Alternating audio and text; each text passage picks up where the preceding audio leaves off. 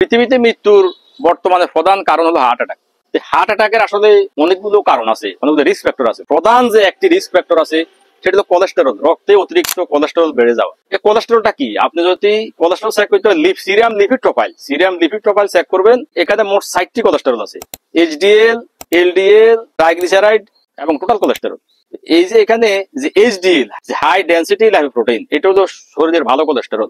যে ট্রাইগ্লিসারাইড, এটা বাড়ে আমাদের খাদ্যের মাধ্যমে।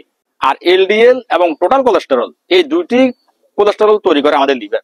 সুতরাং আমাদের শরীরে যদি এইচডিএল এর পরিমাণ বেড়ে যায়, তখন এইচডিএল করবে কি, আমাদের ওই যে এলডিএল এবং টোটাল কোলেস্টেরল, এই দুটি কোলেস্টেরলকে এইচডিএল কোলেস্টেরল লিভারে নিয়ে যায়। লিভারে নিয়ে গেলে লিভার এগুলোকে বারণ করে মলার সাথে বের করে দেয়, তখন আপনার শরীরের কোলেস্টেরল কমে যাবে। তাহলে আমাদের কি করতে হবে, প্রথমত আমাদের এইচডিএল এর পরিমাণটা বাড়াতে হবে।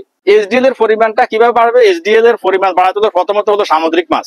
সামুদ্রিক মাছে অতিরিক্ত এইচডিএল কোলেস্টেরল আছে, ডিমের কুসুমে অতিরিক্ত এইচডিএল কোলেস্টেরল আছে, সকল প্রকার বাদামে এইচডিএল কোলেস্টেরল আছে। মাছের তেল, যেমন পাঙ্গাস মাছের তেল, পাঙ্গাস মাছ নিয়ে আসলে অনেকের অনেক কুসংস্কার আছে, আসলে এদিকে কান দিবেন না। পাঙ্গাস মাছে অতিরিক্ত ওমেগা 3 ফ্যাটি অ্যাসিড এবং এইচডিএল কোলেস্টেরল আছে। এই এইচডিএল কোলেস্টেরল আপনাকে হার্ট অ্যাটাক থেকে রক্ষা করবে, হার্ট অ্যাটাক এবং ব্রেন স্ট্রোক থেকে রক্ষা করবে এইচডিএল কোলেস্টেরল। সুতরাং হার্ট অ্যাটাক এবং ব্রেন স্ট্রোকের ঝুঁকি থেকে বাঁচতে হলে রক্তে এইচডিএল কোলেস্টেরল বাড়াবেন, এবং এই জন্য সবসময় মাছের তেল খাবেন, সামুদ্রিক মাছ খাবেন, সবসময় প্রচুর পরিমাণে বাদাম খাবেন।